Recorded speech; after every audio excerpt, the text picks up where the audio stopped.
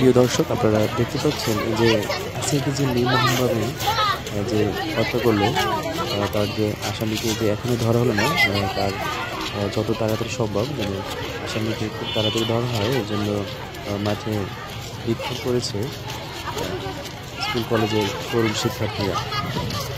আসিয়ার এই যে নির্মম যে মৃত্যু, পেছনে যার হাত রয়েছে তার শাস্তি অনিবার্য।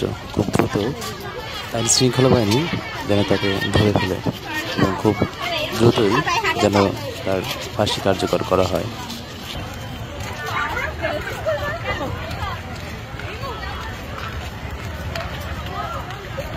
Hey!